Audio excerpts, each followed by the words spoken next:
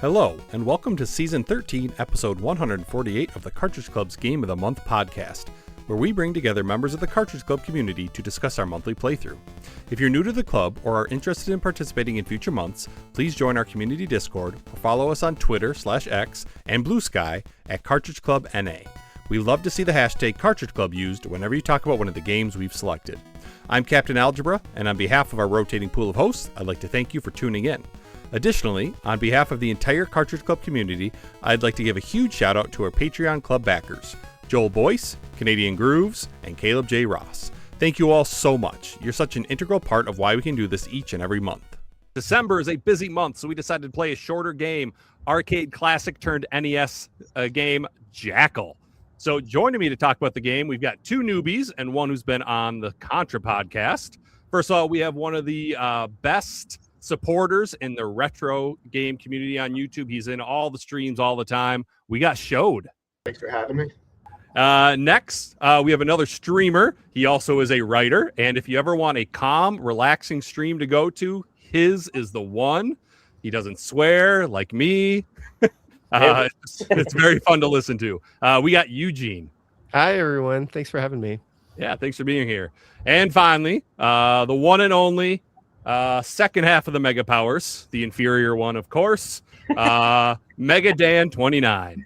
Hey, it's awesome to be on here, man. Thanks for having me. Yeah, thanks for joining. And if you guys didn't know, Mega Dan is one of the greatest gamers that I've ever met. I joke that he is the inferior Mega Power, but we all know that he's the one who's holding me up. I don't know, man. You beat how many of the last year? You beat how many games this year? 104. Yeah, dang. Yeah, you got to realize I'm also playing some pretty bad games sometimes. Hey, you know, man. like Superman on Game Boy, not a good game. I also played Hollywood Squares on NES. That was like a 15-minute game. Was Jeopardy on the NES. What'd you say, Dan? Was it good? I mean, it was pretty fun. If you like the Did TV its show, job. you'll like the game. You know, it's Almost hard definitely part- better than Superman on Game Boy. yes. The hard part is knowing all the trivia from 30, 40 years ago. Right.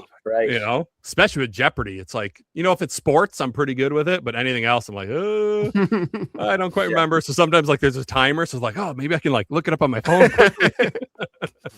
I like doing Double Dare and seeing what they ask. Yeah. Double Dare. Double Dare is fun. I like that one. That was a good fun playthrough. All right. So we're going to start off by just want to hear your history with Jackal. And did you manage to beat the game? We're going to start with Mega Dan. Yeah. I have a long history with Jackal. I actually used to rent it as a kid. I'm really surprised, to be honest, that we didn't own it, because that's like the type of game that like my dad would have bought, like Contra and things like that, Super C. Totally one of my dad's games. But me and my brother, I actually asked him about this not too long ago, and he said that, yeah, we rented it a lot. And I did beat it. I did not beat it when I was a kid, though. I actually beat it when I got older, and then I did the No Death run with you, the co-op one, which was really awesome, Captain. That was a really fun one for me and you, I think, and hopefully you talk on that as well. Yeah, that was awesome. That dang tank at the end, man. But yeah, it's a tough. Yeah, one. I love Jackal, dude. I mean, Jackal's one of those 10 out of 10 NES games, in my opinion. But For sure. All right, Eugene, what about you? So I've had the game for a long time. It wasn't a childhood game, but I probably got it in college, like back when I was getting loads of games from FuncoLand. So I've had it at least that long, and it was always one that I would pop in periodically when I was doing when I had friends over to play games, because it's one of those rare, 2-player, co-op games. And I never got very far in it. I always thought in my head it was always just this hard game that I couldn't quite like wrap my brain around. I did stream it, so I was doing NES alphanumeric when I was playing like in alphabetical order all of the games that I own that I had not really put much time into in the past, and I streamed it about almost 7 years ago. I actually looked it up today, but Wow. For some reason, so it was my 100th stream.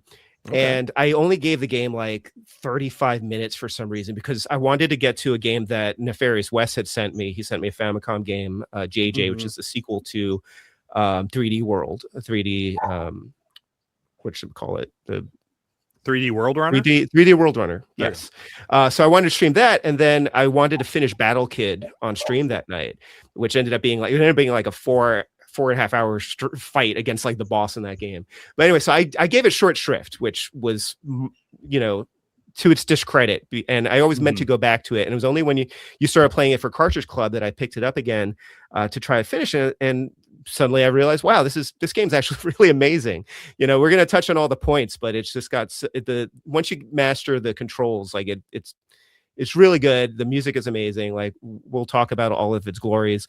I did not beat it. I have not beaten it. It's been really busy with the holidays. I played it last night. I got up to the boss, and I got to the second. I almost destroyed the second turret. But then I know there's like a second form after that. So I've come close. Like I've been learning the game, and I've been getting farther, you know, but it's one of those games that I just keep making stupid mistakes. Oh, yeah. And you really need, I think, at least for my first win, I have to get to the end stage with like as many lives and continues as possible, so I can like learn it really well. But anyway, really it's great. I'm going to stick with it. I'm going to stream it again. That's why I was looking up the last time I streamed it, because I'm probably going to try to knock it out on stream. Nice. Yeah, I think I saw you had a stream scheduled for tomorrow night, right? Yeah, I'm bumping Metroid Prime to play Jackal. Good. Well, it's fresh, because I don't want to keep relearning it. You know, you wait too long. Yeah. Exactly. All right, Shode, what about you? So this is a relatively new game for me. I didn't know about this game growing up, or only played it for the first time last year. And I did beat it then, but it was pretty tough. It took me a while to learn the route and, boss patterns and whatnot. But this time around, I was just focused on trying to collect all the POWs, or see how many guys I could get in my Jeep, and trying to learn the final boss, because the first time I played it, I kind of used the safe spot on the side to get through it. So this time around, I was trying to learn to dance with him and just collect as many POWs so I could have more lives to experiment with the final boss. And were you able to beat him by just kind of, instead of going to the safe spot and just kind of staying in the middle and stuff and avoiding him? Yeah, because that triangle, you're kind of safe from the bullets, even a little bit ahead of that little triangle mark. It's kind of like a safe spot. Okay. Well, with the exception of the flame. Right. But so you can kind of horseshoe dance back and forth around his flamethrower. Oh, that's cool. Yeah, I've never seen that done. I've always just gone to the safe spot. So I'm okay with the safe spot if it's there. I'm taking it. I'll be honest with you. I think it was Gaming Off the Grid. I didn't even know about the save spot, bro, until like way later. Yeah. Wow. That's awesome. It's tough. So yeah, for me, Jackal was not a game I even knew about as a kid. I didn't know about it until I got into collecting games, and then when I started streaming, I was doing a lot of requests, and a other Cartridge Club member, Musty Hobbit, requested me to stream Jaws and Jackal on the same night, because they were both relatively shorter games, and he thought I could get them both done, and I did. And so that was my first time beating Jackal, and it was probably like 6 years ago now. So it's been quite a bit. And then obviously Gaming Off the Grid challenged Megadan and I to do a co-op no death run of it. So we did that last year, and that was a huge undertaking. I think it took us 6 to 8 hours. Dude, that was a lot. Yeah, much longer than I thought it would. And we, that was funny. We streamed for like, was it 5-6 hours the first night? Yeah. And then Dan and I were talking the next day. We're like, can I come over? Can we just do it? I got off of work and I came straight to your house. Yeah, we were both pissed. We're like, we got to get this done. I mean, we can't let Robert and Wes hold this over us. So so that was fun. And then we needed a short game for the Cartridge Club in December because of the holidays and stuff. And I recommended Jackal. I try to get some NES games more often, because it seems like over the last couple of years we've started to lean more towards modern games. I'm like, well, there's still a lot of retro games we haven't played. So it's like Jackal's a great one. So I streamed it, and the first attempt, I got to run 1 credit clear, which I hadn't done before. And then my final goal was just to no death run it solo, which I did, but it took over 5 hours, a lot of attempts. Yeah. Unfortunately, I didn't record it when it happened. No. So I still have to get that recorded. And so we'll play it here and there, but at least I got it done, because I was getting pretty frustrated. Because I would get all the way to stage 6, basically the last stage. The other 5 I was fine with. but it was those damn helicopters in that stage that Yeah. just sometimes will those tear suck. you a new one. Yep. Does They are the does the worst. game change? I got to go back and check your I'm sure I saw some of your co-op stream, but does the game change when you have 2 players? I mean, I don't know how they could add anything else to it to make Right. it more, Yeah. unless you give them Yeah. all more hit points or something. But I think there was a couple of times it slowed down, didn't it, Cap? Yeah, You know, probably. too much going see on. that. Yeah, happening. but it didn't seem like there were any other extra No. enemies or anything like that. No, and we killed bosses fast. Oh, for sure. So, And I mean, it's in some ways it's easier, some ways it's harder co-op, because obviously it's easier because you have each other, so you can bail each other out. Yeah.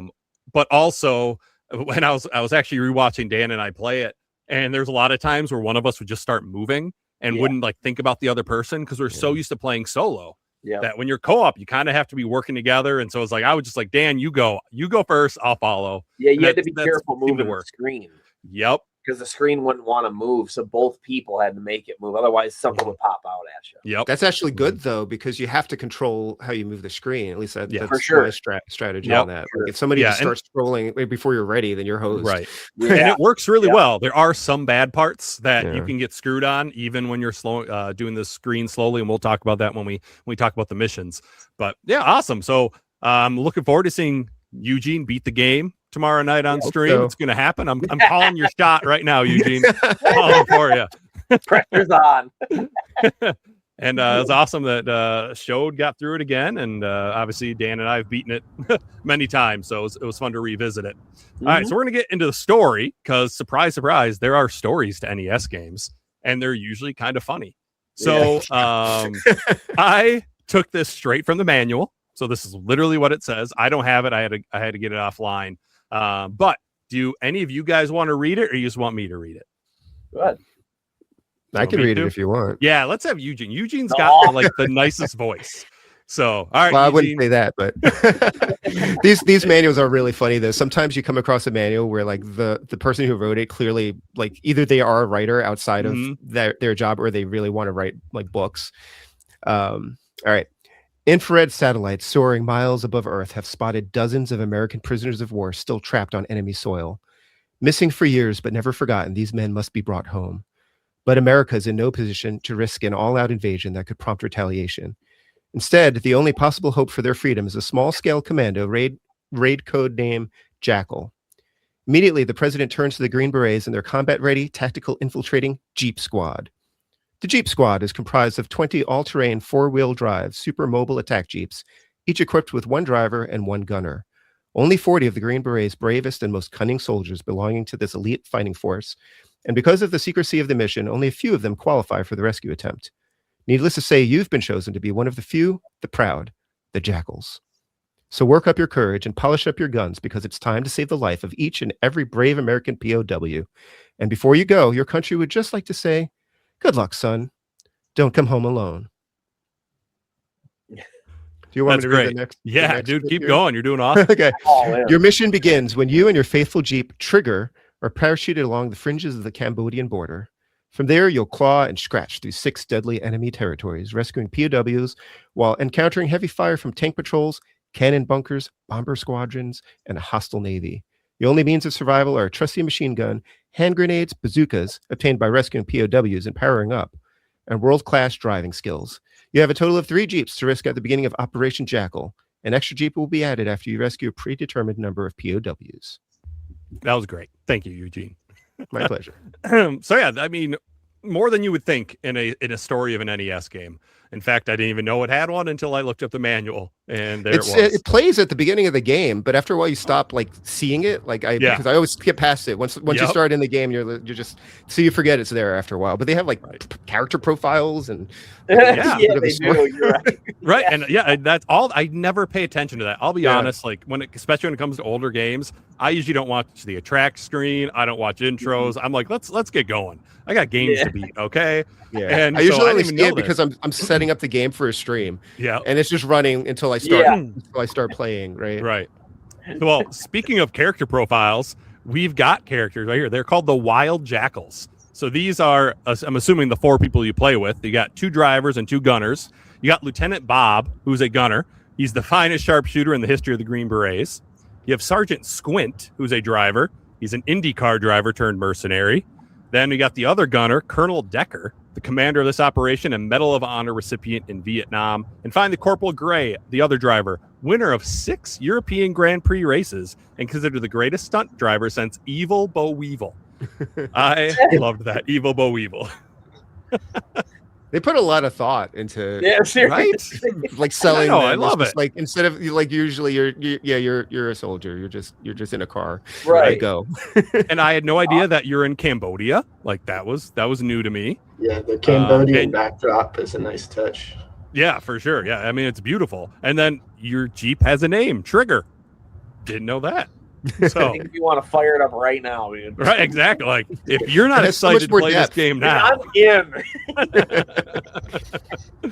all right. So that's the story and the characters. Let's get into the gameplay.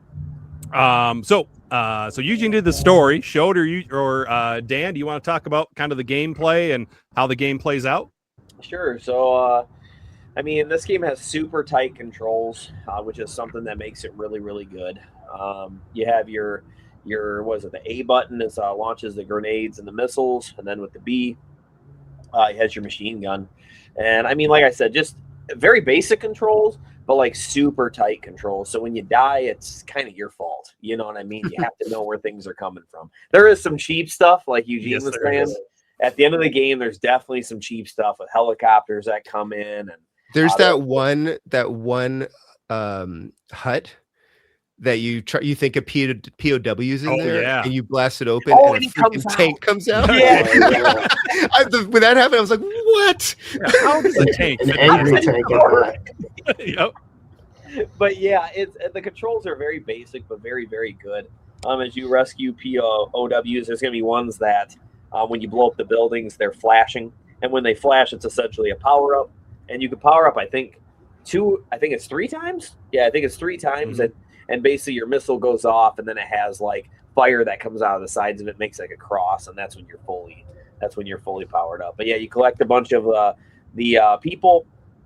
You bring the people to the POWs to the helipads, and then the more that you return, like I said in the manual, then you start getting those extra lives, and they start piling up. And people can fit in that Jeep like it's a clown car. Does anybody know the exact amount that can go in there? It's unlimited. You can carry as many as you need. Yep. So I feel like it's like 20, at least 20 or something. Like I feel like sometimes they're here forever and they're just coming out. I think on stage 5, I fit 20 people in. Oh, wow.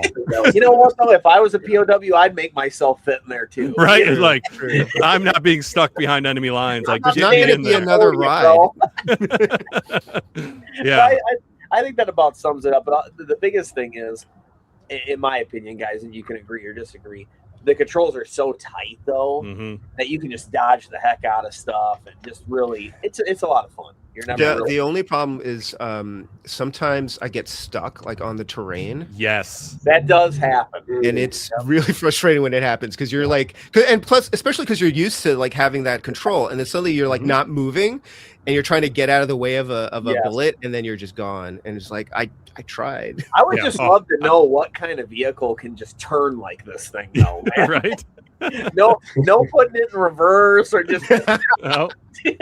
Well, if you were a stunt car driver or a race car, it's got a zero. Gotta remember, I didn't know he was an Indy car driver. All right, right, and we're talking about the best stunt driver since Evil Weevil, Dan. Okay, like true.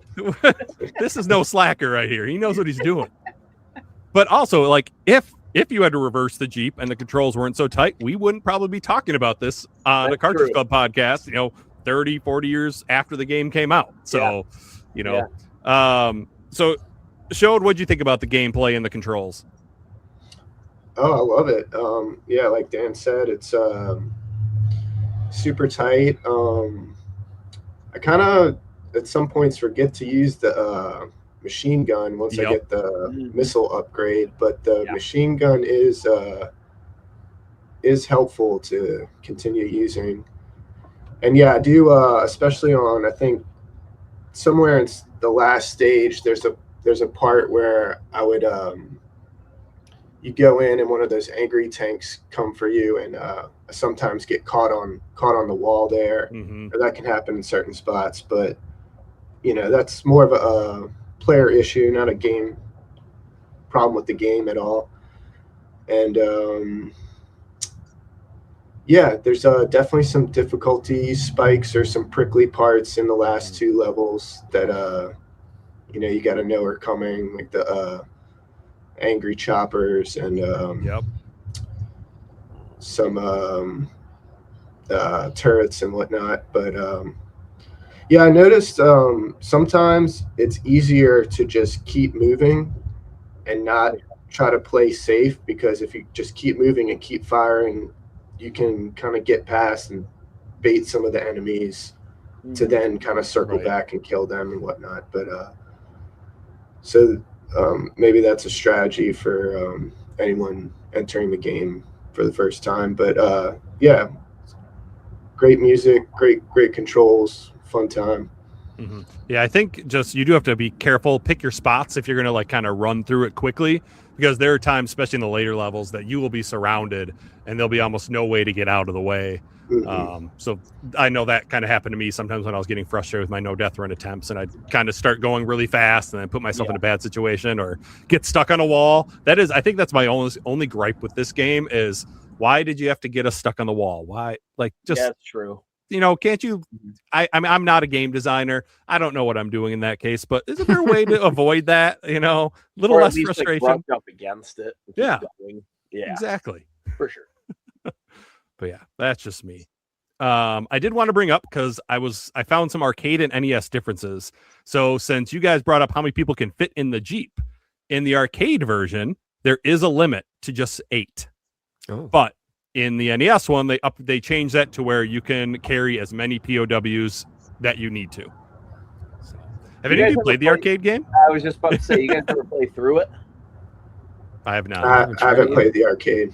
Man, I need to dip in. I've seen it Galloping Ghost. I've hopped on it a couple of times, but I didn't sit there and like dial into it. I just tried it real quick. It seems legit though. It seems way harder though. Way harder. Yeah. Oh, for sure. Yeah. Is it on any like arcade compilations or anything like that? Is there any way to play it unless you like emulate it? Pandora's box. Yeah.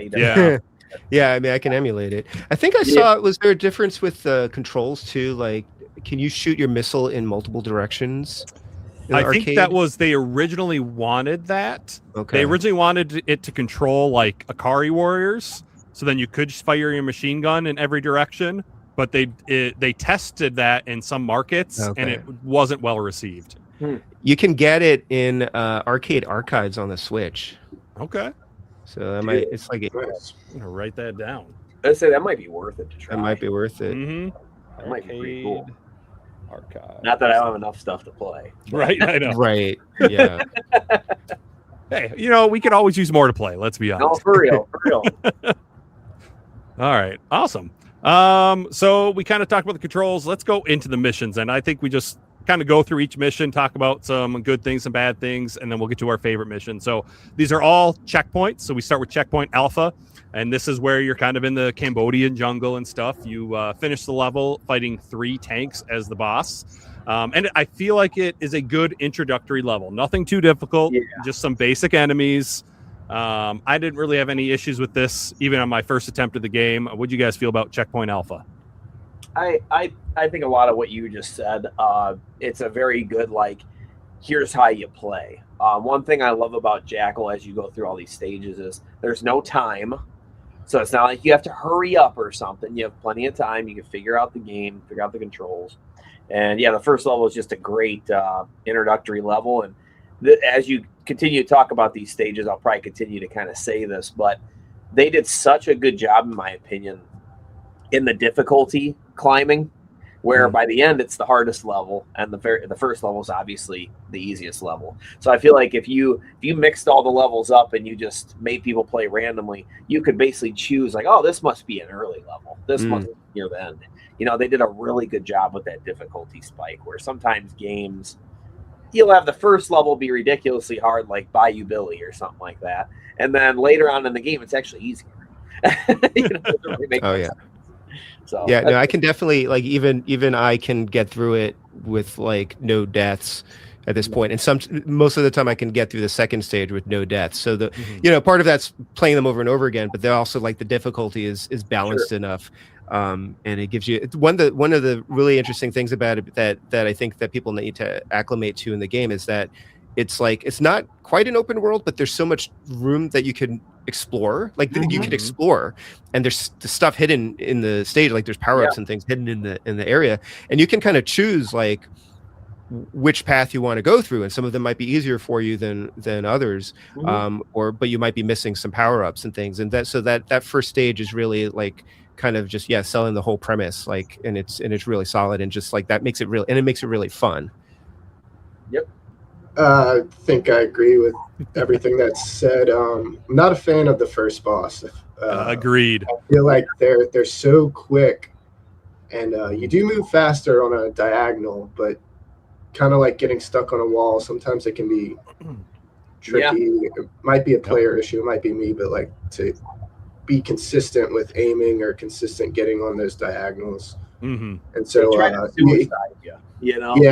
can you can get those jeeps or tanks are so fast. And it's random, right? Like you don't know where they're going to show up from. And one time last night when I was playing it, I was like, I'm going to go all the way over to the left, which I never do. Like I'm usually in the middle, and I'm kind of trying to anticipate where they're going to come from. And they always come from a different direction than I'm expecting.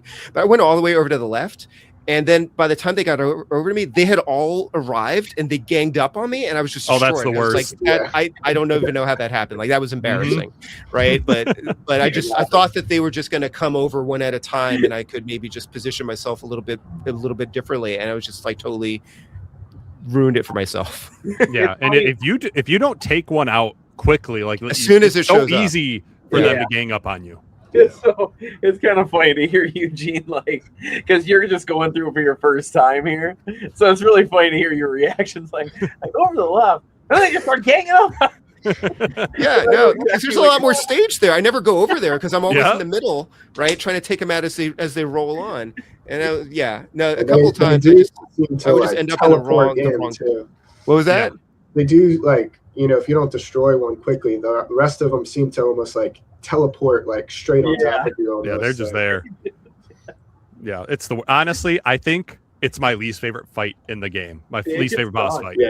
I'd rather fight the final boss than that boss. Like easily. I don't know about that. Yes, because you know what?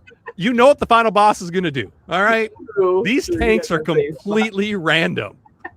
No stage I want to see someone to ROM hack the game so the final boss is at the end of stage 1. And you just tanked at the end of the game. Let's do it. Yeah, I'm all for it. Make it happen. So much for the no death run, Cap. Yeah, damn it. No, but see, that would take the pressure off, because then you knew, like, once you get that final boss done, other than the tanks at the end of the game, you'd be good. All right, so we're all in agreement. Checkpoint Alpha is a great introductory level. Then we got Checkpoint Baker, which is kind of going through runes and stuff. You get a couple new enemies. I think this is the first time that a Jeep appears. And the final boss for this one are the 4 stone heads that fire missiles at you. So what do you guys think about Checkpoint Baker? Isn't this the one where the bridge, you go across the bridge and the planes are trying to bomb you?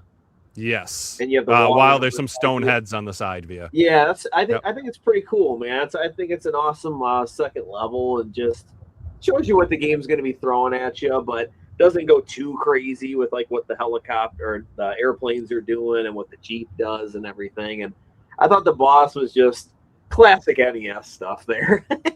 These heads that are just shooting at you and stuff. And it shows you, though, with your controls, when they're shooting those missiles at you, man, how you can dodge them and stuff like that. You can actually shoot them. So I think that kind of speaks to earlier with the controls, man. It really shows you that you can get out of these situations, So I really like it.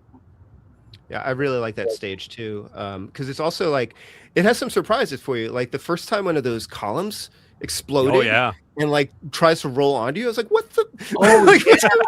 Those are annoying. Yeah. So, but this one was interesting because I think, and maybe you guys probably know this better than I do, I think the boss fight changes depending on how powered up you are.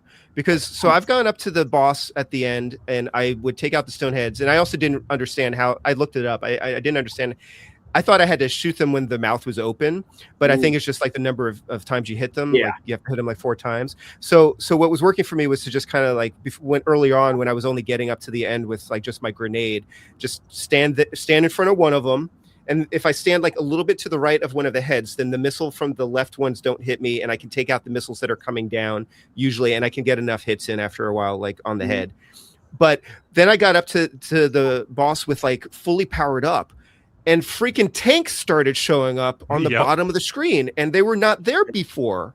Like they were not there. So I was used to camping at the front and just like, you know, He said, wait a minute. and then suddenly a tank came and it destroyed me. I was like, what the hell? Like, so the game was like, so in that sense, the game I think was changing according to like your status, unless I'm hallucinating something. So yeah, I don't know. I like I said, so I've been doing the no death run this whole month. I don't remember what it's like fighting it with just grenades. But I mean, that could be the case. But yeah, I've had a lot. I mean, that boss wasn't too difficult. I kind of found like for some reason I always started on the right and worked my way left. So I'd go right up to them, right in front of them, and I'd have my powerful missiles. And so I would usually be able to time it right that as I was shooting the head in front of me, they would fire the missile next to me, and it would blow it up with the sideways explosion. And then the ones that were further over, they would just loop behind me. Yeah. And if I needed to, I could back up, hit it with my machine gun, and then get back into place, and then just work my way down the heads.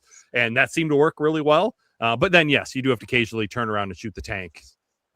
So those can be annoying. But Showed, any thoughts from you?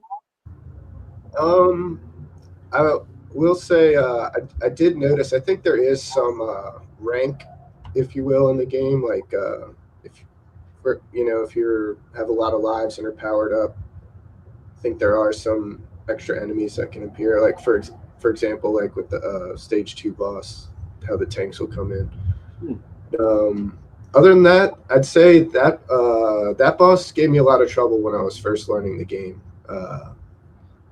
Probably more than any other one besides the final boss, of course. But eventually, yeah, you learn how to evade the missiles, and the machine gun is your friend there. True. But yeah. So good stage though. You could probably slip in that machine gun with your missiles, can't you? Yep. Oh, okay. I don't do that usually. Yeah, I totally forget to even use it. Yeah. You know what? Because I think sometimes I assume that the machine gun isn't going to be effective on sure. Them. But right.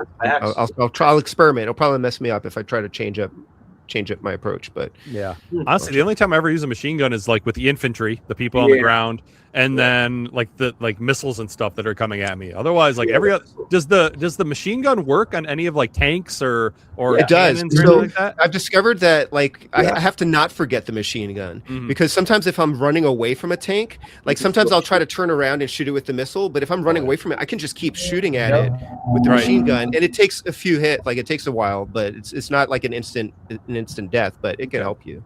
Interesting. I do like the sound effect of the machine gun hitting tanks. The like ting ting ting ting ting. So satisfying sound effect. Yeah. One thing I don't like is, even though I like those columns that fall on you, I don't like that they can still kill you if you touch them. Because I touched one of them and then I exploded. I was like, that's not cool. It should be just like bumping into a wall. But somehow, maybe it has a bomb inside of it. I don't know. It is flashing, isn't it? It is. It's a different color. It's a different color from everything else. But I just assume that's just like because it's on the NES. Like, you know? Yeah. Maybe these drivers are a little reckless and drive a little fast. I mean, they were Grand Prix drivers and stuff like that, you know. So that's the thing. You just drove too fast into it, Eugene. Yeah, I do love running over the guys. People, and like, did anybody else get the like the TMNT vibe from this a little bit, like those overhead sections in TMNT? Because it's Konami, so it doesn't control quite the same way, but like you can run over foot soldiers in the overworld map on TMNT, and you can shoot things too. So yeah, I didn't think about that. I didn't either, but yeah, that makes a lot of sense. Oh, nice. So next we got Checkpoint Charlie, the third stage in this one. You're kind of by water and stuff like that, and you're going through almost like a shipyard. And then the final boss is the ship that has a bunch of turrets and stuff that come at you. And I feel like this is where it starts to pick up a little bit in difficulty, just because there's a lot of things that in the water, if you go too far over, there's a submarine that'll pop up and shoot at you. There's lots of tanks. There's lots of turrets. So like I said, like Dan mentioned, it's escalating difficulty pretty fairly. And this is where I think you start to notice. But how'd you guys feel about the mission 3? This one, I think I love I was just looking through the level again when we were talking. And this is the first one where I really like how it looks. I just think it's a cool level, how you're blasting through those gates and everything like that. And then you go through those lasers. I think that's kind of neat how you have to time that, which can be tricky, by the way. Yes, it can.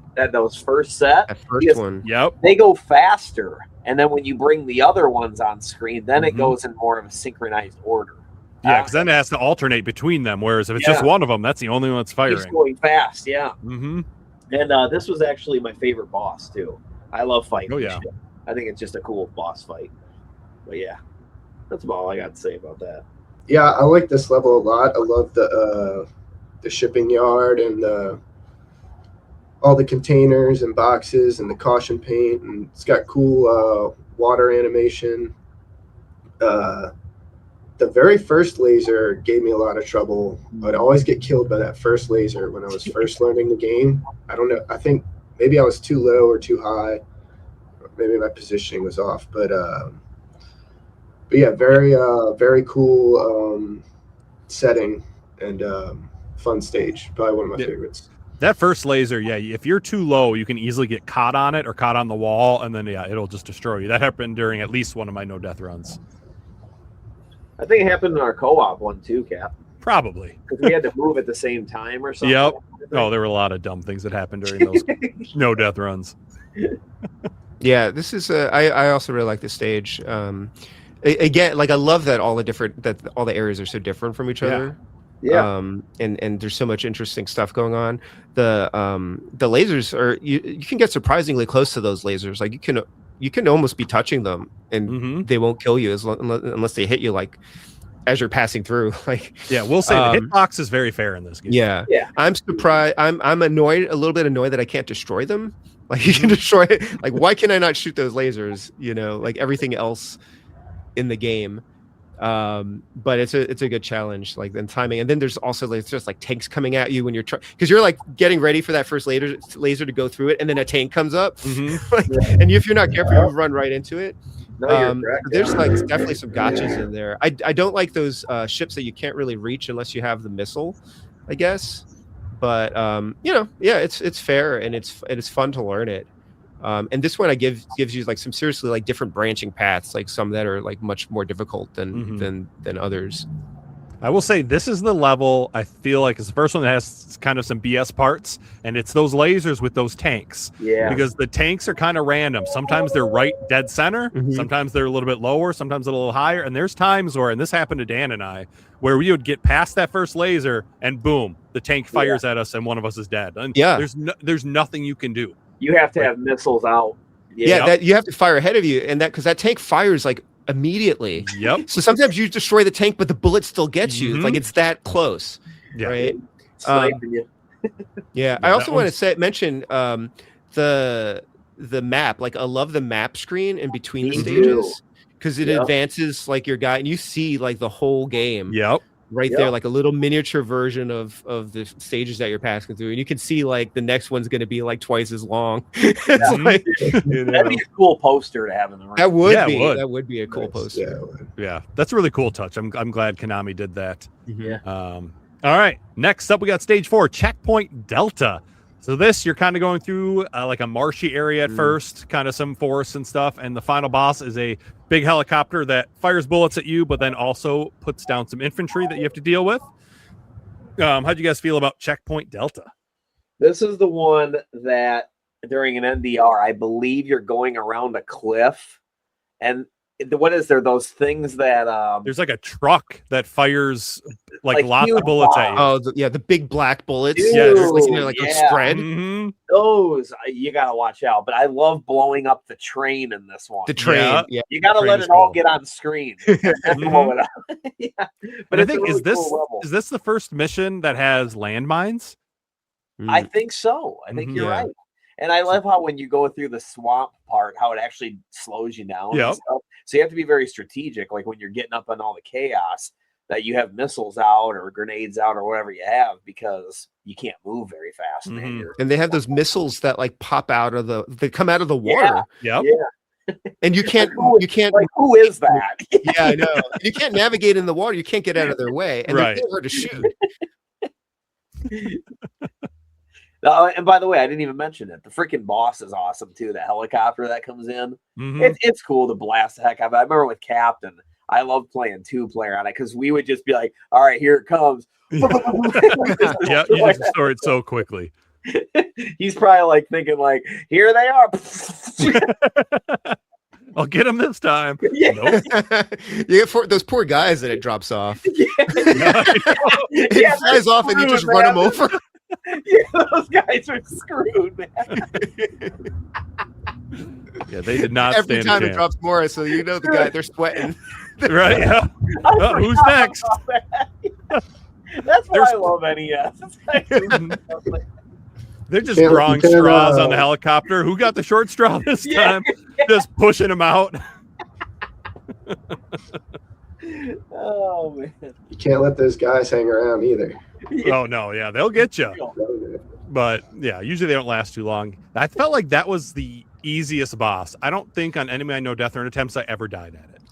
Yeah. I think it's the easiest boss unless you get too cocky about it. Yeah. Because I try to get if I try to get too many shots in, like if I get too greedy, then I'm done for it. Like I usually have to limit myself to like hit it twice, like once as soon as it's coming in, and then I navigate out of the way, and then I hit it one more time.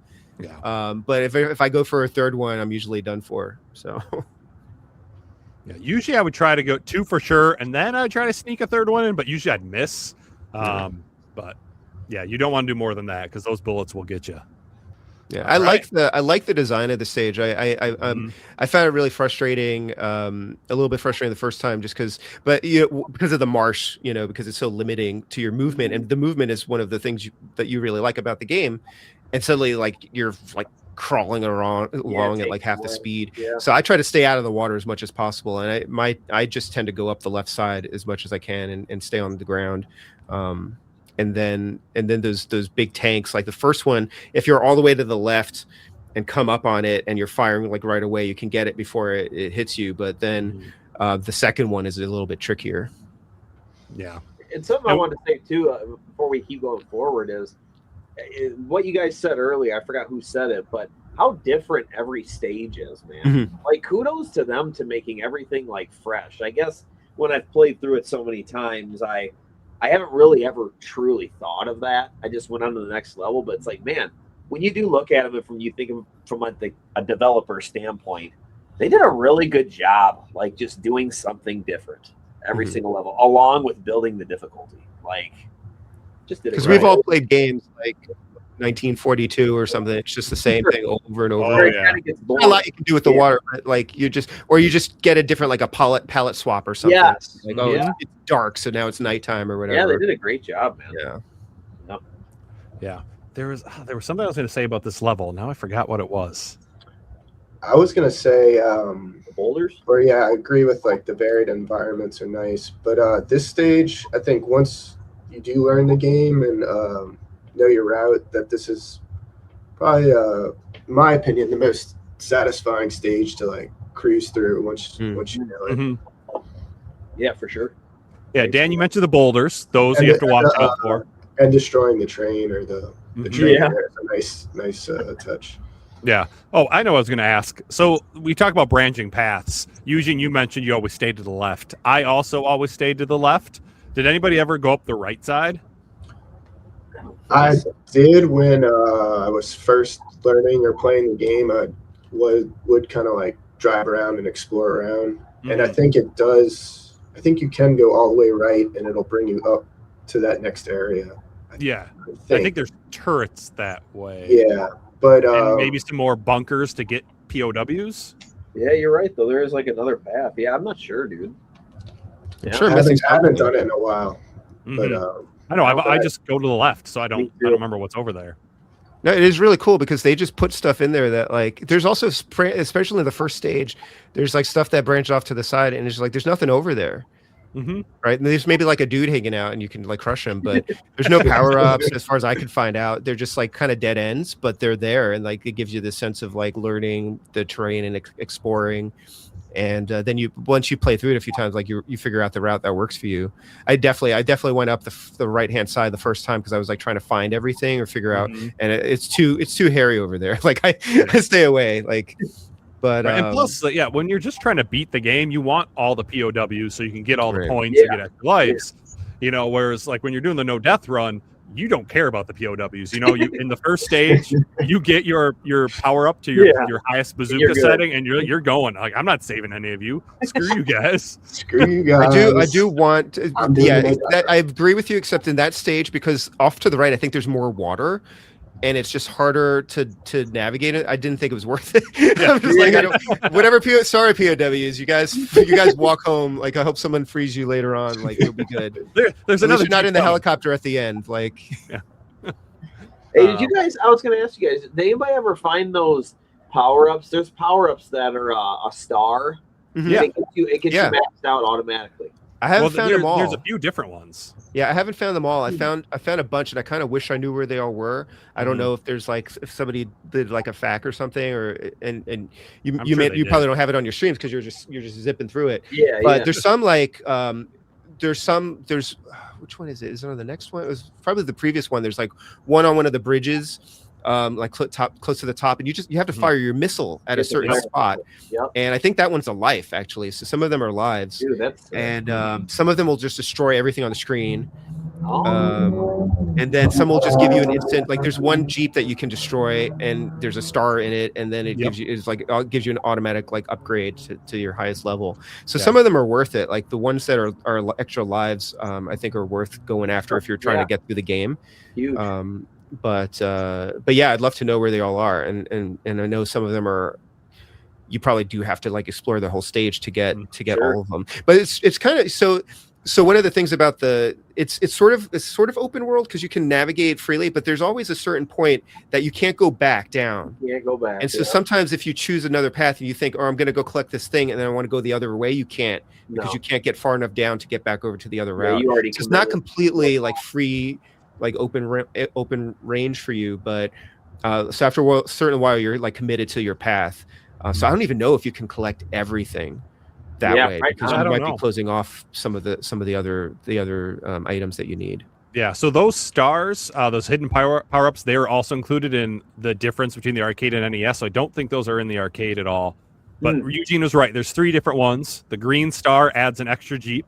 Red star kills all enemies on screen, and then the flashing star upgrades your missile launch to the highest level right away. Before the flash. Yep, and that's the only one I know of for sure. There's in the final stage, there's some of these like slots with like turrets firing. And if it's like the one on the left, if you put a missile there, it gives you an instant missile upgrade. That's the only one I remember. But it's nice to have it on the final stage. In this stage, did anybody else try to go through the tracks, go through the tunnel? Oh, I did one. Well, you can't. You can't do it. But I tried because I was like, oh, maybe it's like a secret path or something. Like it's like a shortcut or something. But it wouldn't let me through, and I was a little disappointed that I couldn't. Yeah. Spoken like a true lover of the NES, someone who's played a bunch of games, who will try anything. Right? We see something. Oh, that's got to be something there. I didn't see any waterfalls to check behind in this one. But. Yeah, that's true. Yeah, whenever there's a waterfall, check behind it. Yeah. Yep. I did think of another thing in gameplay that actually does bother me. So obviously, when you upgrade your bazooka, so your first missile, your bazooka just fires a regular missile. The second one explodes to the sides, and then the third one explodes, in every like forwards, backwards, and left and right. If you are like driving and shooting, it doesn't explode. Like you have to be a certain distance away from the edge of the screen for it to work, which I always find really annoying because there's some parts coming up in later levels where there's turrets or there's tanks or there's Jeeps that are right there, and it won't explode unless you're far enough away from the edge. And that kind of bothers me. I wish no matter when it hit the edge, it would blow up. Yeah. I didn't realize why that was happening, but now that you mentioned it, That is annoying. I keep trying to hit things that are just slightly off screen because you can see the turrets. Like if you see a turret, sometimes I have to back away so that I can like position myself. But if you can kind of get it like off the screen, like I'm used to just being able to shoot like NES enemies like when they're slightly off screen and still get them. And you can do that with like those first stone heads that show up, the first ones in the game, like the ones that are just at the top, because I guess maybe enough of them are on screen. You can shoot them and you won't really, I think it makes a sound, and when you get to them they're already like, then they destroy they get destroyed as you scroll up. But yeah, you have to get the like, I mean, I guess it's fair, like the turrets have to be on screen for you to destroy them. But since you're mentioning the grenades and the missiles, and I think you mentioned this, Cap, in your about the fight with the tank at the end, but like sometimes you're better off with the grenade.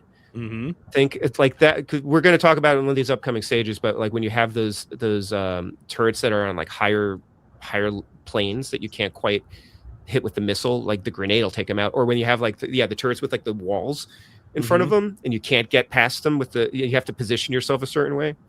But it would be interesting to see like a grenade only run if you're looking for a challenge. I was just thinking that. Yeah, there you go. That's next. That's next on the list of what to do for this game.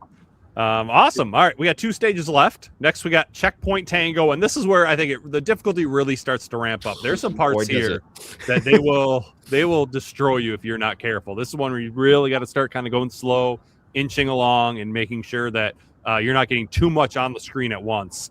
And so this is probably my least favorite boss. It's like this base that tanks come out of the doors. You have to blow up the doors, and then once the doors are blown up, you can blow up the middle section and be gone. But there's also turrets shooting at you. But I thought it was kind of not the best boss. But yeah, what do you guys think about this stage? I think you said it, man. It's this is the first time you have to slow down and figure it out, because some of those turrets, I noticed from my gameplay, like they shoot so far that you really have to, what I call kind of snap shoot. You have to go around and fire one of your missiles and go back.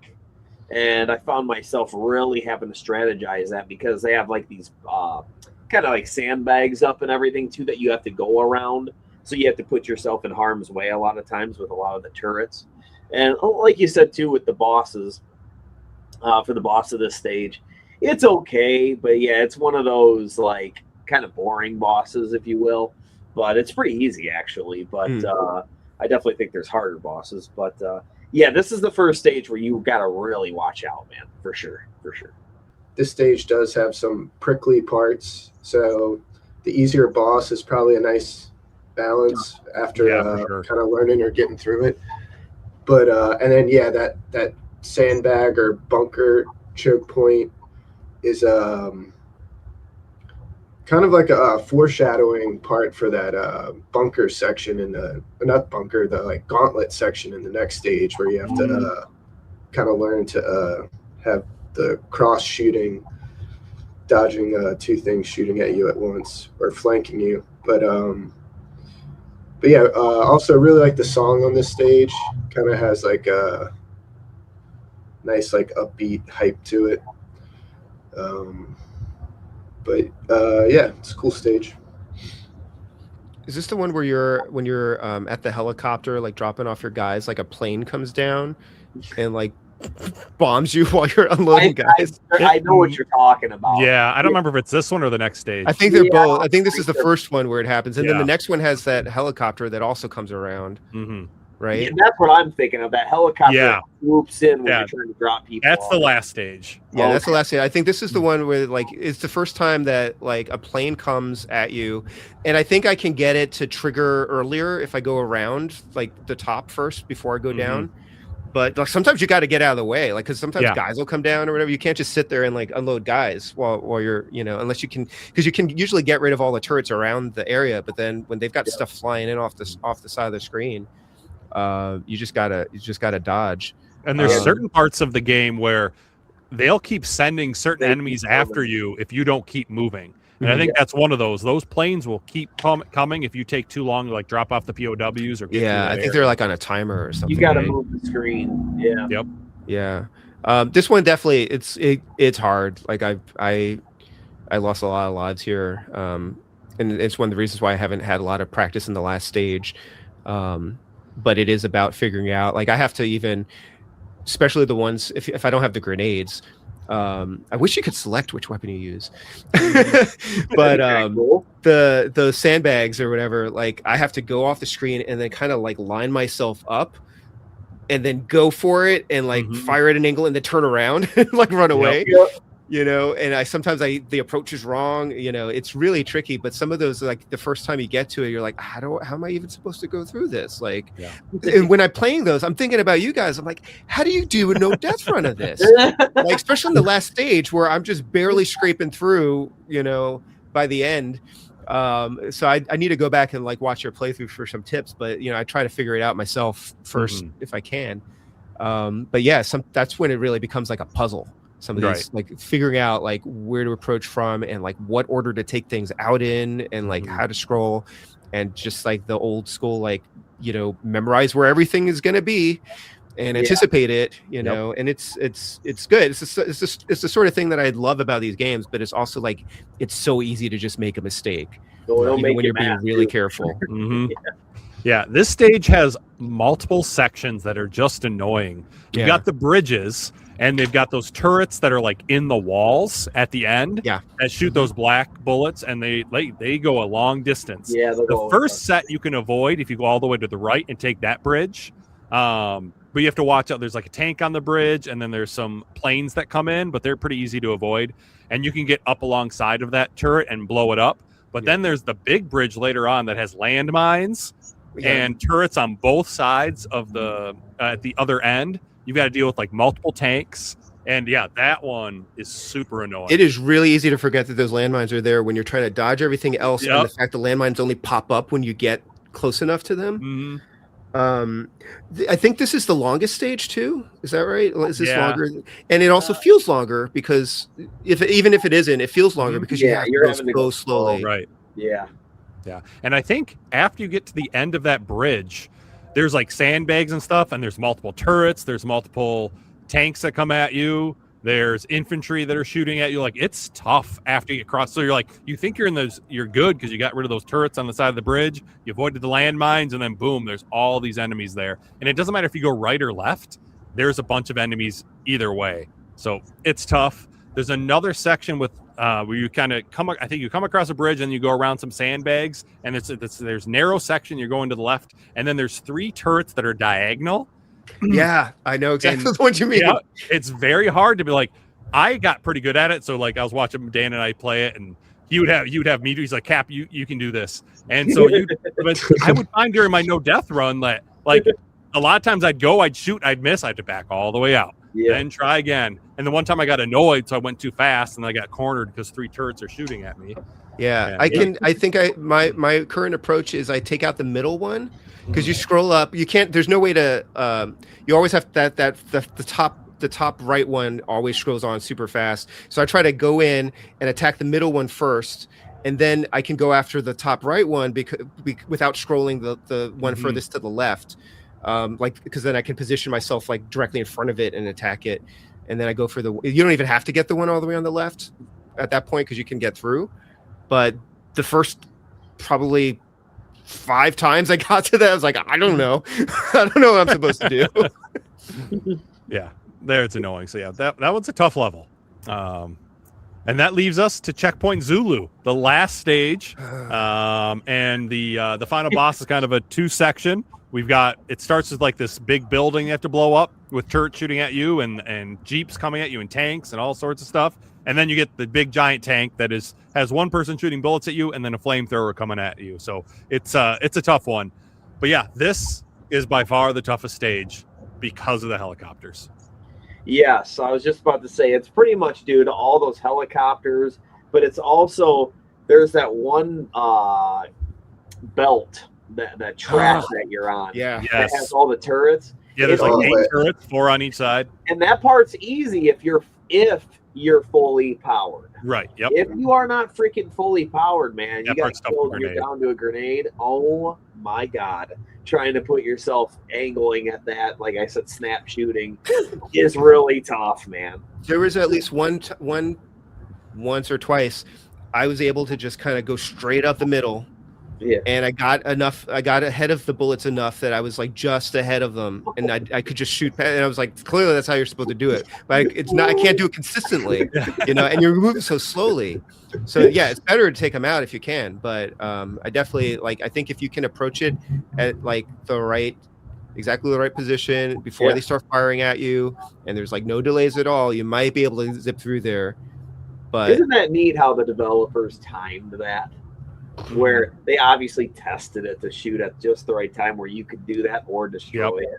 Like, that's the cool art stuff about the games I always look at nowadays, just after playing those games so much, going, that's really freaking cool how they did that. Because it reminds me of Super C. Yep. When you run through the middle, you're doing the same thing. And Konami. Yeah, right? I love Konami. They just do that. So, one thing I hate about the stage, though, and I even went back to my footage to look at to make sure, I wish you could blow up all those jets, bro. Oh yeah. Why can't you blow those up? I know you can blow up like the Jeeps that are just sitting there, but you can't blow up all the jets. You can blow up the flying jets that are coming in. Yeah, just the ones that are part of the map. The park, yeah. And that would have been so cool if you could have just sat there and bombed those, man. Yep. But also the Jeeps that show up, man, and they just cruise at you really quickly. There's a lot of them. Yeah, they just try to run right into you. Those speeder Jeeps, yeah. Yeah, those are freaking bad. Because once you're out of alignment, like you're talking about, Eugene, you're screwed, man. Because they're just gonna run into you. And they're like they're throwing bombs at you too, right? Like they're going crazy, man. You must have killed his buddy or something. His buddy was the one who was in the helicopter in stage 4. Oh my god! Yeah, I'm still snickering about. They kind of have stage 1 boss speed or mechanics. Yeah. Yep. Dude, they are not playing, man. Yeah, and then of course the final boss. I mean, dude, if you don't, let's be honest, when you first played the game, you don't know about the safe spot, dude. Right. That is it's insanely intense. The first time you're just like, what the? Right. You're just panicking, and then you see the flamethrower, like, holy shit! I haven't even gotten to the second form yet. Like, I'm still with all the Jeeps running around. They keep coming at you. And they're fast. And it's stressful. Is I don't know about you guys, but you don't even know necessarily if you're doing anything to it. Right. Because you're waiting for it to turn red and turn the different colors. But when it's not turning different colors, you're like, am I supposed to be doing this? Yeah. Like, I'm shooting and it's not doing nothing, man. Eugene, for the first form, you do know you don't have to take out the turrets, right? What? Yeah, no. Just go right in the center and just blow it up from there, and then turn around when you have to shoot the. Shoot! I was taking out the turrets. I thought that was where the things. Okay. Yeah, if you're dead center, right up against it, they can't hit you. Yeah. Okay. No, well, that helps me a lot. I hate the stage. I hate it. It is. I mean, I'm still learning it. There's just too much, and this is the one where it's really hard. Like, because there's just stuff I can't hit. Like, I can't position myself to hit them, and if I have them, if I'm fully powered up, I can't hit them because they're like protected. And I've gotten to the end of the stage, and I think for like the last section, I think like around with that conveyor belt, like, I just have to go for it. Like, I just go and just try to avoid stuff, and then you get to the top, and there's those tanks coming down. Yeah, and it's just like, and you're just I'm firing at them, trying to get out of the way of like the turrets below me. Sometimes a chopper that shows up at the end of that. Yeah. Yep. So that section especially, I'm like, I don't know how you did in NDR of this, like, especially even with 2 players. Like, I don't know. That is. I know it happened. I mean, I trust you, Cap, but I know I'm like, that's just God mode. Like, well, when you have an IndyCar driver, that's true. Yeah, no, that stage was the only one that made me nervous for my no death run. Like the other 5, I was fine with. Like stage 5, there are certain parts, but I practiced it enough that I could get through them pretty easily. I had strategies for every spot, but that's the one that I had strategies for the most part, except for the helicopters, because sometimes they would shoot at you immediately. Sometimes they wouldn't. They would just move first instead. And it was a lot of luck. That's, some skill, but a whole lot of luck. Had to make it happen, Yep. And those ones are relentless. And that is the one where you're dropping off the POWs and they keep coming down. And I keep trying to get out of their way. And I keep thinking, like, I think if you were all the way to the right, like, I don't know if it'll consistently miss you, but I felt like I scraped by like every single time that the helicopter went past me, because I'm just kind of doing this weird little dance, like trying to get around the bullets, and then I got to go back and like get off of my Jeep, guys. Like, I gotta go. Imagine what it looks like from far away, like. Yeah. And then in that part we're talking about, there's turrets on the right, and I found myself sometimes, like, because I think those helicopters are on a timer, but like sometimes I would miss the turret and have to take extra time to take it out, and then it gives a chance for another helicopter to show up.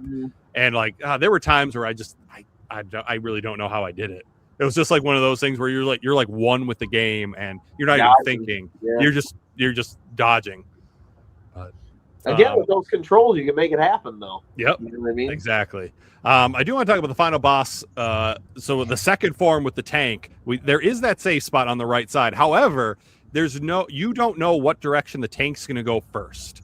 Sometimes the tank goes left. Sometimes the tank goes right. In fact, there were 2 times on stream, or at least once on stream, one other time when I was recording it off stream, where I got to the final boss and I just tried to go straight right immediately, and he went that way and boom, blasted me with the flamethrower. So you kind of have to be patient and look, okay, what's he doing? Is he going to move to the right, or is he moving to the left? And then it's also random how fast he fires the flamethrower. So it's like there is kind of a little bit of luck at the end there to deal with that tank if you're going for the no death run. Yeah, I know. I agree. Those if you are trying to get to the edge of the screen, you got to be careful of the potholes. Yep. You can get caught on, like getting caught on a wall or something. Yeah. And also the left side is not safe. Dan and I learned that because we tried going left once because the tank went right. So we went left. You're not safe over there. The only like safe spot is that right side. Do you think the developers put the safe spot there on purpose? I don't know. Because I feel like if they would have done it on both sides, because it's kind of the same thing. You're just up against a building. Well, it's kind of weird that it doesn't work on the left. Yeah. Yeah, taking it out straight up, though, that tank is really hard because it doesn't have a certain timing and when the flamethrower is coming and stuff. It just kind of does it. And to your point, like how it just moves left and right, it doesn't have a pattern where you could just sit there and dance with it. Every single time you drive in front of that cannon, dude, if it shoots, you're screwed. You know what I mean? You just got to kind of hope it doesn't. You're trying to get out of its way. Yeah. It's a really tough boss, dude. Yeah. So you do not use that safe spot. There's some more. So here's another difference between the arcade and the NES. So that tank is not in the arcade version. I was just going to guess just for the NES. Yeah. And also supposedly, I don't know if this is true. I've not had a chance to test it. You can destroy the machine gun, or you can destroy the flamethrower with the machine gun. Supposedly. That's what it says. I don't know. I mean, it was in Wikipedia, so it could be wrong, but that was in there. It was, so I don't know. Maybe Eugene, you can test it out for us. In the NES version, you can do that? Yes. Supposedly. Okay. You test it out for us tomorrow night. Yeah. If I make it that far, yeah, I'm gonna experiment. Not if. Okay, not if. When. I already called your shot for you. It has to happen. But now you told me about the not having to take out those turrets. That increases my chances a little bit. Oh my gosh. That's actually that other boss, the base. I didn't realize initially that you just have to take out those gates. I was trying to take out the turrets too, and I was kind of surprised. Like, you take out the gates and you just blast open that door in the middle and you're done. Like, right. And then the turrets explode. Like, that makes a lot of sense. But okay, like, I'm taking it. But so that's interesting. Who wired up the door? Come on. Yeah, right. It was a load bearing. It was a load bearing door or something. Just like the turrets fell down or something. Oh my God. For that one, I still take out the turrets though. That's always the first thing I do. It's definitely going to be easier, but like it's not a super hard boss. Like, if you're just a little bit patient, it's getting the timing down of like when the door is going to open, so that you hit it at the right spot. Because if you miss it, the tank it just closes again, or a tank comes out, and you just have to just wait, for the next thing.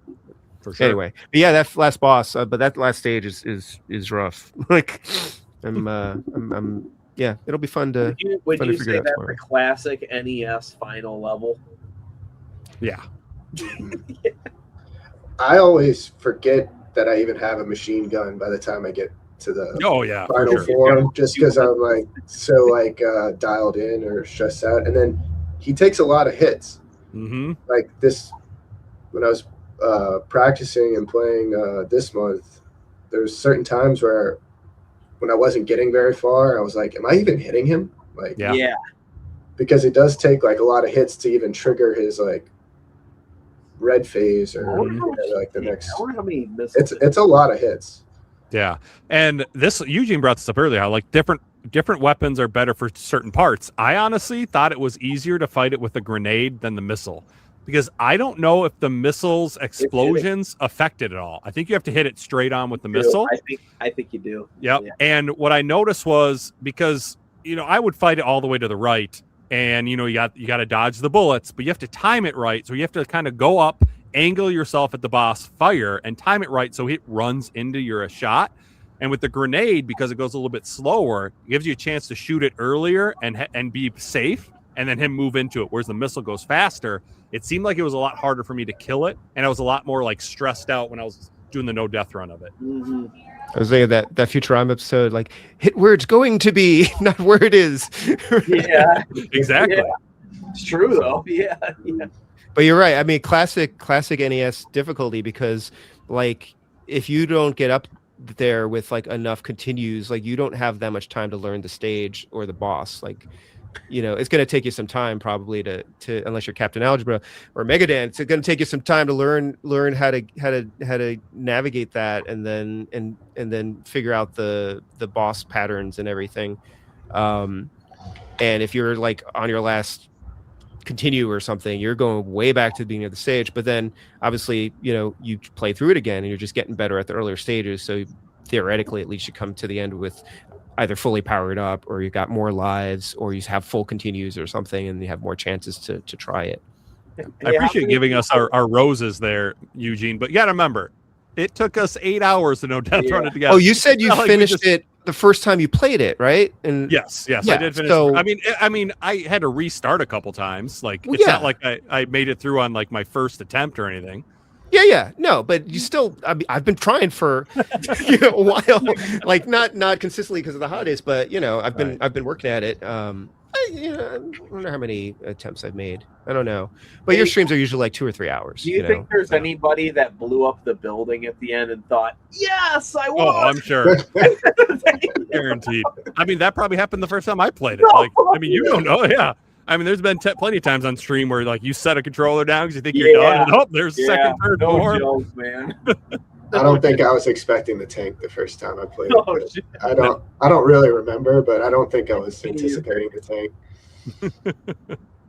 But that tank is not. It doesn't even like start to show up either. It's just bam. It's there. It's huge. Like, who's driving this tank? Like, oh man, it's a challenge. It's a very difficult boss for sure.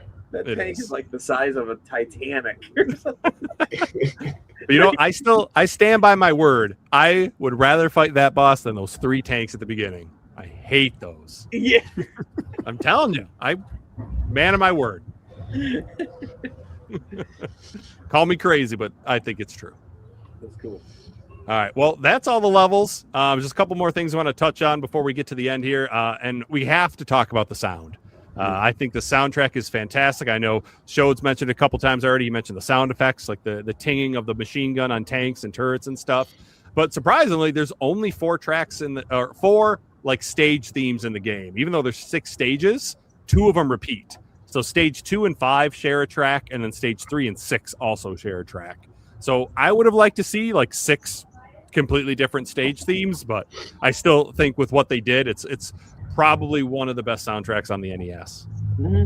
Yeah, I love the song, especially before we even got on here. I can like hear the song in my head before I even like watched gameplay or tried to. Well, what are we going to be talking about? What do I want to make sure I bring up and things like that? It's like I can already hear the music and obviously the sound and stuff. So the game did great. It's classic Konami stuff, classic Konami stuff, man. Good stuff. It's so good, but like I think it's underrated. I don't think I've ever seen it on a list of like best NES soundtracks, Mm-hmm. but it's really good. Yeah. Right? I was playing it last night with my headphones on, and it's just, you know, the beat, right? Mhm. Like it's just really good, and it gets your blood going when you're playing. If you know, even with all the stuff going on around you, like it matches. It's one of those games where the soundtrack matches the gameplay like perfectly. For sure. Yeah, I'll just add, they definitely did a lot with a little. You know, until you brought it up, I didn't realize that the tracks repeated. Like, I'm sure I did, but like I didn't like Right. consciously think like, oh, this is the song from the other stage. Like that Yeah. thought never occurred to me, just because you're just in it and playing, and but yeah, the music is a perfect pairing with the game for sure. Yeah, and I want to talk about the sound effects of like your missile going off, your missile exploding, your grenade. Isn't there a sound when you fire the grenade of like the grenade flying through the air? Or am I just imagining that? Yeah, it's Right? got like, Yeah, it makes that sound. So it's like, Yep, I think so. like right, a- yeah. yeah, So it's like air there's sound. just, I love how like all the detail, like it's simple, but it was detailed enough to make sure they have all the explosions and the grenade flying through the air and stuff. I really like that. So Like Shode said, man, the machine gun. yep. There's, you know, it's really Mhm. cool. Yeah, You get when the you, feel. when you Yeah. like know that you're actually, because yeah, I was wondering if the machine gun would do damage to like a tank or something. But yeah, when you hear that sound, it's like, okay, yeah, this is Pretty doing cool. something. Yeah, I wonder. Yeah, can the machine gun destroy everything? Is maybe hey, screw the grenade run. Let's just do a machine gun only run. Man. That's Ooh. cool. Oh God. The machine gun can destroy the columns that drop on you, because I tried Okay. that, and I know it can Mhm. take out the boulders too, because I Take out tried turrets. that. Yeah. Yeah. Okay. Maybe Sometimes in a couple of cases I've taken out the turrets with it, just because like the turret was like right on top of me as soon as I show up. I Mhm. just like start running away, but I'm firing at it, you know. Yeah. Huh, it's interesting. Yeah, and like I said, I want to find out if you can actually destroy the flamethrower of the final boss with the machine gun. That would be super cool. So maybe when I'm getting gameplay for the YouTube video for this, maybe I'll try that out at some point, since I'm not worried about the no death run at this point anymore. So And I don't know how much you guys look into this, but this is just a little like Easter egg, I suppose. But I know with Gradius and Contra that I heard, I forgot what I was watching, but it was a story about a guy who worked on Contra. And he said that when he went into the office, that he was just working on this desk with like 5 other people. And he looked over and he was like, what are those guys doing at that table, thinking they're part of the team, you know? And they're like, oh, they're making a game called Gradius. I was like, oh, okay. And so he was kind of saying that. I thought that was kind of neat that that's how it worked in Konami. So I actually looked it up with ChatGPT. It said Jackal was made by 5 to 10 people total. Typical breakdown: 1 to 2 programmers, 1 designer / planner, 1 to 2 artists, 1 sound composer, and 1 producer, who would be like the lead. So that's kind of neat. So think about it. Like a game this awesome was only made by like 7, 8 people. Isn't that crazy? that's crazy. That's cool. Yeah. Does anyone know? Does the Konami code do anything in this game? That's a really good question. I don't think it does, because I looked up what code you can use. I was hoping there's like a stage select or something so I could practice the later stages, right? Yeah. I don't think there's anything for this. There's some Maybe, like maybe for code. Game Genie or something. Yeah, there's some I don't Game know. Genie codes, I think, but Yeah. no, I don't think It says so. that I got that it gives you 30 lives. Did That's you what, ask ChatGPT that? That's what ChatGPT said. I don't believe it. I don't believe it. ChatGPT is just picking up on Konami, and like Yeah, it might- 90% of the internet might says be. Konami has a code that gives you It's 30 true. lives in a game. Did you? Well, Eugene, you try it tomorrow. See if it works. All right. I I'll do want you that. to apologize to ChatGPT after. Yeah, that's not happening. So I like looking at, I don't know if you guys go to the cutting room floor that often, but I just looked it up. It's they list a lot of stuff that's in the code on a game. Like sometimes stuff is hidden, so they can say, oh, there's like a hidden like music Cool. level where there's like these sprites that they didn't use or whatever. But they also do like regional differences. So the Famicom Disk System version of this was probably done after the NES version, and it's because of the going from cartridge to the disc format, they cut a lot of stuff out of it. So the NES version is better. Like it has more music, like they added an extra music, they added an extra stage. That first stage apparently is based on the arcade game, the first level of the arcade game. And the Japanese version is called Final Command Akai Yosai, Final Command Red Fortress.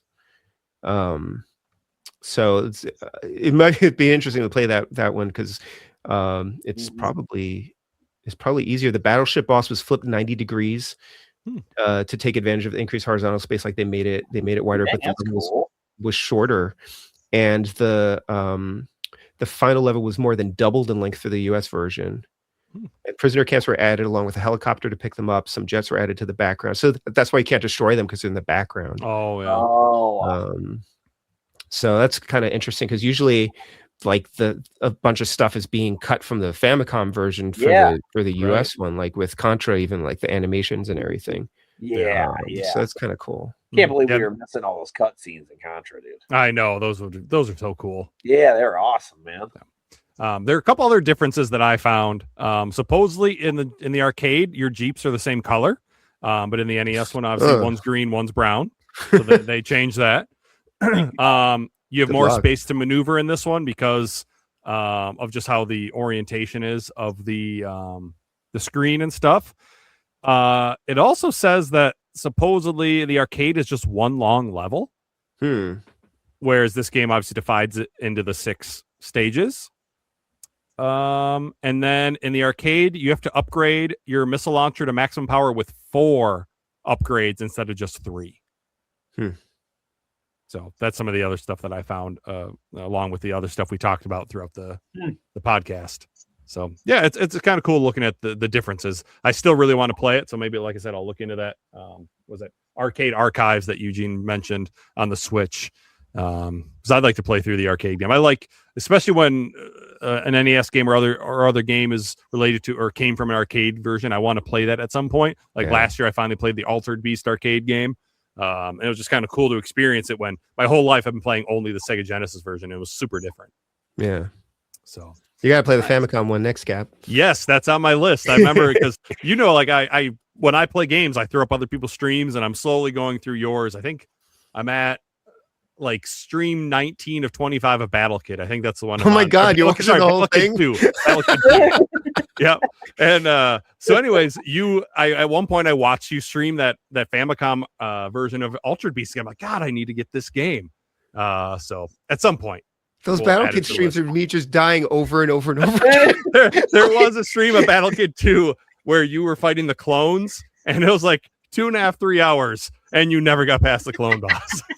No, I did one of them. Oh yeah, some of those things I took offline and just did it. So you might be missing. You did do another stream of it, and it took you like 2 more hours, but you did beat it. Yeah, Battle Kid's insane.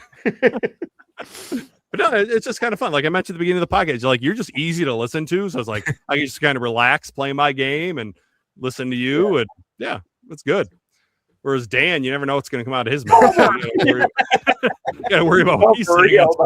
No joke. Yeah, you ain't even kidding, man. And then sometimes the kids are around, and they're like, "Well, I don't want them to hear what Dan's saying." They're like, I can trust Eugene. In fact, my wife, because occasionally, I'll be working on lesson plans, and I'll have Eugene's streams up on the TV, and Rachel's even mentioned, she goes, I really like Eugene. He's calm, he's relaxed. He is. So my wife said she liked your voice, Cap. She heard you when I was watching one of your streams too. Nice. There we go. So our wives appreciate each other's voices. So, but yeah, it's just funny. You're very much appreciated in our house, Eugene. And in fact, I was playing Super Mario 3D World today, and Emily was watching me. She always asks me, "Do you know these people?" Well, no, I've been talking to Eugene for years. Well, do you know him in person? Well, no, not yet. I haven't met him in person. One day soon. Yeah, someday. But it's like you spend enough time talking to you guys online, through streams and stuff. It's like we've known each other our whole lives, It's right. Yeah. So, all right. Well, we kind of got a little tangent there, but I kind of want to wrap everything up, kind of go over our overall thoughts. So there's kind of two things I want you guys to talk about here is just would you play this game again, and then rate this game on a scale of 1 to 5, 1 being poor and 5 being a great game. I do allow halves, so you can do decimals if you want.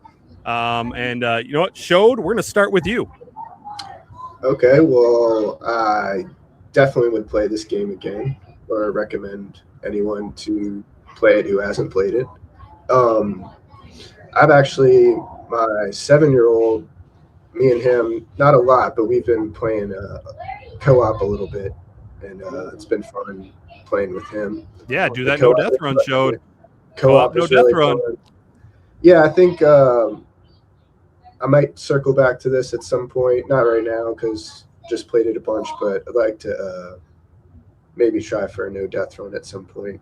Heck yeah. And as far as score, I think just off the top of my head, I would give it a 5 because I can't think of really any major flaws or criticisms to give it. So, yeah, that would be my final thoughts. Thanks. Awesome. All right, Eugene, how about you? Well, I'm going to play it again. But even after I finish it, I think I will continue to come back to it. It's one of those games that's really satisfying to learn. And once you master it, like just to pop it in every now and then and play through it, like you just randomly will just play Contra, just to finish out a stream or something, or just periodically like play through it.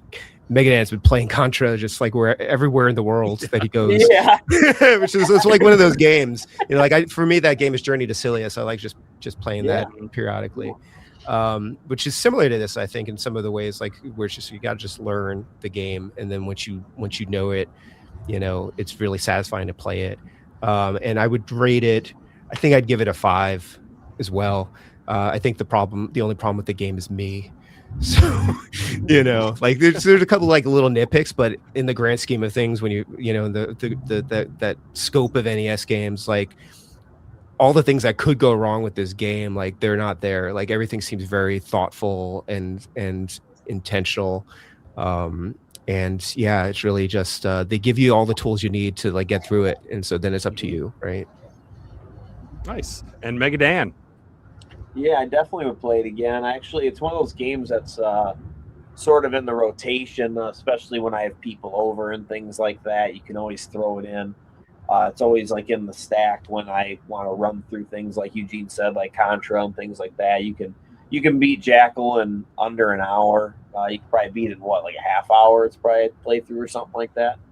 So it's really fun, and I definitely give it a 5, just because, like Showed said, there's just no, you can nitpick any game, probably. You can find something, right? But there's nothing major. There's nothing like, it's like, holy crap, what were they thinking with this? My biggest criticism would be, out of all the things on the NES, why didn't we get a Jackal 2, man? Oh, for sure. Like, what happened there? We have technically three Contras, and we have Gradius and Life Force, and it's like, man, Konami, why didn't we get another Jackal? But to your guys' point earlier, somebody was saying, well, I hadn't heard about it when I was a kid. Maybe it was a marketing thing, but I can't imagine. Anybody know offhand what it got Nintendo Power for scores or anything like that, or hear about it? I can look it I up. was curious, yeah. But that'd be my biggest thing is like, man, even if somebody revisited it nowadays and gave us a Jackal 2, how dope would that be, man? But you could totally think up 6 more maps for this game and 6 more bosses, and totally freaking. It's what we need. We need a Jackal ice level. Yeah, not that. Now you're ice skating. Yeah. See what you can do with that NASCAR driver, like skating on a frozen lake. Go for it. Good luck. One's a rally driver or something like that. It's weird. Like I just looked up on Price Chart. This game's like $14. Is it really? So underrated. Like that probably. Yeah. I don't know how much I bought it for, but it's $14. Right, no reason you can't go and scrap it up. Yeah. That just tells me that it's just underrated. Like people aren't buying it. Mm-hmm. Yeah. Yeah, I looked. It's in Nintendo Power issue 7. I just looked. I don't think I have that one, but I can't find anything about like what score it received. I mean, do you want me to look real quick? Yeah, do you have that issue? I got number 7. Yeah. All right. But yeah, I think it would be great to get a sequel. I'd love to get an extra 6 stages of this game. Oh yeah, and they could easily like a modern version of Jackal would be awesome. Like I would play that. Totally. And even if they, if they did it with more modern graphics, or even if they did, I mean, there's tons of retro-inspired games these days that you could play it like that too. So I don't know. Either way, I think it'd be cool. It's definitely one of those. I wish we had gotten a sequel. What year did Jackal come out? I think either 86 or 88, and maybe one was the arcade. I have to look it up. Yeah, it looks like it came out for the NES October 1988. I'm just looking at issue 7. Hold on a second. Released for the arcade in 86. Okay, yeah. And I think early on the Nintendo Powers just was the month it was instead of saying like issue whatever. So like I said, I was trying to look quickly, but I'm paging through the Racing Megadan. I'm paging through the Internet Archive version of the Nintendo Power. They have it's in the classified information. It says after being defeated on a 2-player mission, you have a second chance to fight alongside your partner. You can steal a life if you press A and B buttons at the same time. So you guys could have tried that in your NDR, except I guess that wouldn't make any sense. That defeats the purpose, right? I don't know if there's a rating for this in here. Yeah, it's almost like that's the only thing I see online is that's the only Nintendo Power that had it in there. No, it's Mega Man 2. Yeah, that issue. Yeah. So I didn't see any reviews in there. I'm gonna page through the previous one. Right. In case I saw it's in is that 4? Issue 4. Issue. That's 4? January, February '89. That might be right. Yeah, but all it is listed in the top 30 NES games. That's it. It was ranked 23 out of 30. Yeah, let's say I got the issue right here. Oh, that's weird. Let's see. Yeah, it wasn't actually ranked or something. You guys are saying it was 23 out of 30, but I don't see any scores for it. Like, did they ever review the game? Right. Yeah, it's kind of crazy because, man, it's a straight-up Konami game, man. Right? Yeah, you'd think it'd get a little bit more press than that, but... Hey, Eugene, real quick. Look at Journey to Silius. Oh, yeah. That's awesome. Isn't that cool, man? That is cool. I played a ROM hack that made it into a Terminator. Yeah, I have that too, dude. Yeah. That's cool. All right, well, I'll get to my thoughts on the game. So we got kind of derailed by that Nintendo Power. You're good, but I want to echo what you guys said. Eugene mentioned the soundtrack being underrated. The whole game's underrated. Like you never hear people talk about this game. Like I said, I went my whole childhood never knowing this game existed. Even when I started collecting, like I heard of it, but nobody talked about being this amazing game. And I don't understand why. The control is great. The music is great. It's got good level design. It's got good boss design. The only thing we could come up with is that bothered us was getting caught on walls. Like that was it. Like if that's your biggest flaw in a game, then you're doing pretty well. Yeah. So I've got to give it a 5 as well. There's not enough wrong with it to knock it down at all. And it's a game that needs to be talked about more, and hopefully, doing it for the club, we can get it more out there and more people will play it because it's an amazing game for sure. Do any of you guys have any recommendations of any other games that you would recommend for people to play if they liked Jackal? I think you're just going to have to go down the Konami route. I mean, your obvious ones, not to sound boring here, but is like your Contra and Super C. I mean, it is kind of the same type of controls where you're a human being instead of a Jeep, but it controls very much the same way, right? Kind of, I guess that's really all I can think of off the top of my head. Hopefully you guys can help me out with that one.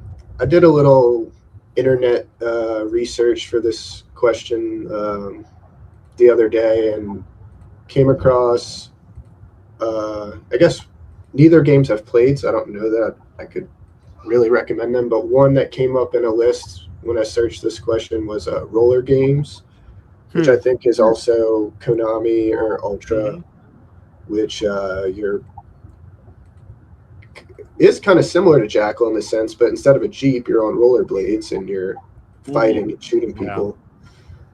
And another game that seemed kind of interesting, maybe less similar, but was a Genesis game called Crackdown, where it's a top-down kind of military-style game, and you're got to set bombs and get out of like the area. Oh yeah. I think I have. I picked it up recently, but I haven't played it yet. I'd never heard of it before, so it was kind of an interesting find. And so that was the two I came up with when I did some searching. Eugene, did you have any? I know you've played. I'm trying to remember the name of this game where you're. It's a side-scrolling one where I probably have it over here, where you're like driving across the screen, and you can also be a helicopter, I think, and you can shoot. Silkworm. Yes, Silkworm, which I also want to finish. It's only similar in that you're driving a vehicle and you're kind of like doing the same kind of thing. But that's also like a fun game. That's not Konami though, is it? No, it's not. Yeah. But yeah, I mean, I think that only speaks more to Jackal, that there isn't really anything. I think the only other games because there are other games where we're driving around in a tank, like Operation. Is it there's Operation? There's Iron Tank. Iron Tank, not as good. No, not as good. No, it doesn't control well. Yeah, right. Yeah, and I think maybe it's possible that people conflate the two of those two games, like they confuse them for each other, and they maybe think like that Jackal is the same game because it is not as forgiving, it is not as fun. You know what game you can have fun with that's sort of similar but very, very easy because I was unlimited lives is Guerrilla War. I was going to bring that up. Okay. Yeah, Guerrilla War would be a decent one to kind of compare it to. Yep. Yeah, I was thinking Guerrilla War and maybe even kind of Commando. Yeah, Commando too. Yep. Yeah. You're a human being, but it controls kind of the same. Right. Yeah. Just obviously, but again, like we mentioned, it's just nothing as good as Jackal. Yeah. The NES Port of Commando is not good. Yeah, it's not terrible. They're worse games. Just play the overhead scenes in Bionic Commando, and there you go. Yeah, the only game I think that is like that controls probably better than Jackal is probably Akari Warriors. Oh my goodness! Someone's gonna go and actually play that game now because of you, Dan. Way to go! Oh, that game's rough. Were any of the Akari Warrior games good? I like the third one. I haven't played through the whole thing, but I think the third one might be the best one. That's what I heard. I haven't played. Yeah, I only played a little bit of it because I don't own that one. But I used my EverDrive on a stream, and like you have to punch things. You have to punch people. And occasionally you can get like a power up like of a weapon, but it's mostly like hand to hand. Shooting people. They're just gonna go in there and kick their ass. Yeah. Nice. Awesome. Well, before we kind of close this out, going to talk about the upcoming games of the month. We'll do a little outro, and then you guys get a chance to plug yourselves. So this month, January, Cartridge Club is doing January. So we're playing Sega Classics from Yu Suzuki, including Hang On, Outrun, Space Harrier, and Afterburner. So I'm looking forward to playing. I played Outrun before. I haven't really spent a lot of time with the other three, but I'm going to give it a shot this month at some point. Then February, for our Pick a Shooter month, we're playing Cyberpunk 2077. And finally, March will be March Madness once again, and Curtis is choosing to do the Super Nintendo. So this could change, but I believe the plan is just to play any Super Nintendo game you want. Could be old favorites, could be new games you haven't played before, but that's always fun to see what games you can kind of get through in March. So again, if you'd like to get involved with the club, I'd encourage you to follow us on Twitter or Blue Sky at Cartridge Club NA. You can also visit our Discord for all kinds of discussion about past, present, and future games of the month. To those of you interested in supporting the club beyond a review on the podcast app of your choice, I'd like to mention that the club is entirely funded by pledges made from our members of our community. We are extremely grateful to those supporters, and if you're interested in becoming one of them, please look into how you can do that at patreon.com/Cartridge Club. I'll give you a chance to kind of plug your guys. Where can we find you on the internet? Shode, we'll start with you. Yeah, I'm at Shode86 on YouTube, and that's where I would look for me. I occasionally stream some games or put up recordings of gameplay from offline stuff. Awesome. Joe, thanks so much for being part of the podcast. It was great having you on. Yeah, this was fun. Thanks for having me. Yeah, of course. And Eugene, what about you? Regrettably, I'm all over the internet. You can find me on YouTube at ecmyersvids. That's ECMYERS vids. And I also, if you just look up EC Myers, that's what I publish under. So I'm all over the internet that way, like a Blue Sky, and have a website and all that stuff. And I'm pretty easy to reach online. And I usually stream on Wednesdays, usually retro stuff, and then also on Sundays as often as I can. So awesome. Well, thanks for being here, Eugene. It was great having you. This was awesome. Thank you so much. Yeah. And Mega Dan, what about you? I am on YouTube as Megadan29. Anybody listening to this probably knows I just do no death runs and playthroughs, and haven't been streaming much lately, but kind of trying to get back to it. Gonna do some wrestling games and stuff like that. And then on Instagram, I'm the Megadan29. And that's pretty much the only platforms I use. Yeah. Awesome. Well, thanks for being on again. It's great having you. Yeah, man, it's always fun getting on here talking games with you guys, man. It's awesome. And obviously, you guys can find me in the Cartridge Club Discord. I've got my own Captain Algebra Discord. Otherwise, Captain Algebra on Facebook, on YouTube. I stream twice a week. I try to. Tuesdays, kind of whatever I want to play or requests. And then Fridays, we're slowly going through my Genesis collection to play every single Genesis game that was released in North America. So that's the plan right now. All right. So then to everyone listening, we look forward to hearing from all of you soon. Thank you for joining us. CC Unite.